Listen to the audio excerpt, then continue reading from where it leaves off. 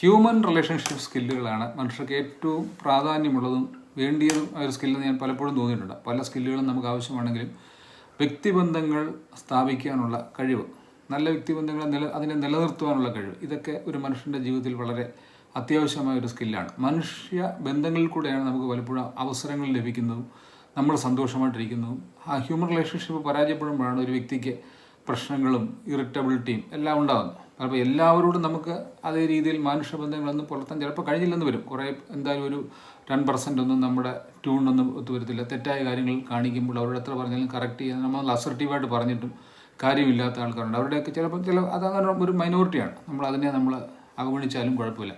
പക്ഷേ മനുഷ്യ ബന്ധങ്ങൾ ഒരു 90% വരുന്ന മനുഷ്യനുമായിട്ടുള്ള ബന്ധങ്ങൾ നമ്മൾ നല്ല രീതിയിൽ നിലനിർത്തേണ്ട ആവശ്യമാണ്. സമൂഹത്തിൽ അത്രയൊക്കെ പറ്റുള്ളൂ. നമുക്കെല്ലാം നമ്മുടെ ട്യൂണിനനുസരിച്ച് പോകുന്ന മനുഷ്യനല്ല. അതാണ് keep every person as you comes into contact as the most important person ഉള്ളത്. ഓരോ വ്യക്തിയെ കാണുമ്പോഴും ഈ ലോകത്തിലേക്ക് നമുക്ക് കണ്ടുമുട്ടുന്ന ഏറ്റവും പ്രാധാന്യമുള്ള വ്യക്തിയായിട്ട് കരുതുകയും അംഗീകരിക്കുകയൊക്കെ ചെയ്തു കഴിഞ്ഞാൽ തിരിച്ച് നമുക്ക് അതേ തരത്തിലുള്ള റിലേഷൻഷിപ്പുകൾ നമുക്ക് മെയിൻറ്റെയിൻ ചെയ്യാനായിട്ട് സാധിക്കും. ഇടയ്ക്കൊക്കെ അവരുമായിട്ടുള്ള സ്നേഹബന്ധങ്ങളൊക്കെ പുലർത്തിയാൽ അവർ നമ്മുടെ ജീവിതത്തിലുള്ള നീളം നമ്മുടെ എല്ലാ സങ്കടങ്ങളും സന്തോഷങ്ങളും ഒക്കെ നമ്മളോടൊപ്പം ഉണ്ടാവുകയും നമുക്ക് നല്ല ഒരു പ്രോത്സാഹനമൊക്കെ അവർ തരികയും ചെയ്യും. നമുക്കൊരു മെൻറ്ററായിട്ടുമൊക്കെ അവർ വർക്ക് ചെയ്യാൻ സാധ്യതയുണ്ട്.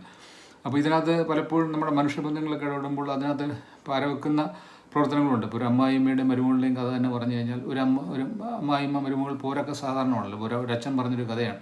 മരുമകളിൽ ദൈവത്തെ പ്രീതിപ്പെടുത്തി, അപ്പോൾ ദൈവം പറഞ്ഞു നിനക്ക് ആവശ്യമുള്ള 3 വരങ്ങൾ ചോദിക്കാം, പക്ഷേ നിനക്കെന്ത് വരം തരുന്നു അതിൻ്റെ ഇരട്ടി പങ്ക് നിൻ്റെ അമ്മായിമ്മയ്ക്ക് കൊടുക്കും. അപ്പം മരുമകൾ പറഞ്ഞു ഓക്കെ.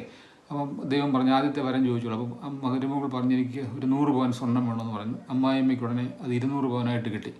അടുത്തായിട്ട് മരുമകളോട് ചോദിച്ചു എൻ്റെ അടുത്ത ആവശ്യം പറഞ്ഞു എനിക്ക് ഒരു 10 ഏക്കർ പുരയിടം വേണമെന്ന് പറഞ്ഞു. അമ്മായിമ്മയ്ക്ക് അത് 30 ഏക്കറായിട്ട് കിട്ടി. പിന്നെ 3ാമത്തെ വരം ചോദിച്ചോളൂ എന്ന് പറഞ്ഞപ്പോഴാണ് ആ മരുമകളുടെ തനി സ്വഭാവം വെളിവായി. മരുമകൾ പറഞ്ഞു എനിക്കൊരു മൈൽഡ് ഹാർട്ട് അറ്റാക്ക് തരണമെന്ന് പറയും. അപ്പോഴത്തേക്ക് അമ്മായിമ്മയ്ക്ക് സിവിയർ ഹാർട്ട് അറ്റാക്ക് വന്ന് അമ്മായിമ്മ മരിക്കുകയും ഈ സ്വത്തുക്കളെല്ലാം മരുമകളുടേതായി തീരുകയും ചെയ്യുന്നൊരു കഥയുണ്ട്. പലപ്പോഴും മനുഷ്യബന്ധങ്ങളിലെ ചില ആൾക്കാരൊക്കെ ഇങ്ങനെ ക്രൂക്കഡായിട്ട് ഇടപെടുന്ന ആൾക്കാരും ഉണ്ട്.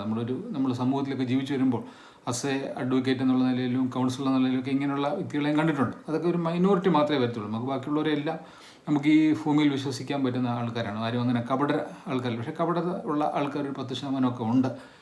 അവരെ നമ്മൾ ആ രീതിയിൽ സമൂഹത്തിൽ തെറ്റായ രീതിയിൽ പ്രവർത്തിക്കുന്നവരെയൊക്കെ നമ്മൾ ആ രീതിയിൽ അസർട്ടീവായിട്ട് വേണ്ടി വന്നാൽ അസർട്ടീവ്നെസ് കഴിഞ്ഞതിന് ശേഷം അഗ്രസീവായിട്ട് നമുക്ക് അഗ്രസീവായിട്ട് ആദ്യം പെരുമാറാൻ പാടില്ല. അസർട്ടീവായിട്ട് പെരുമാറി മാറ്റാം. പക്ഷേ ബാക്കിയുള്ള 90% നമ്മൾ നല്ല സൗഹൃദത്തോടെ ഹ്യൂമൻ റിലേഷൻഷിപ്പ് നിലനിർത്തി പോകണമെങ്കിൽ കപടത ഒന്നുമുള്ളവരല്ല. നമ്മുടെ ജീവിതത്തെ ഒരുപാട് സമയം ഈ ഹ്യൂമൻ റിലേഷൻഷിപ്പുകൾ ഭൂമിയിൽ നമുക്ക് വളരെ അത്യാവശ്യമാണ്. നമ്മുടെ സന്തോഷകരമായ ജീവിതത്തിന് ഹ്യൂമൻ റിലേഷൻഷിപ്പ്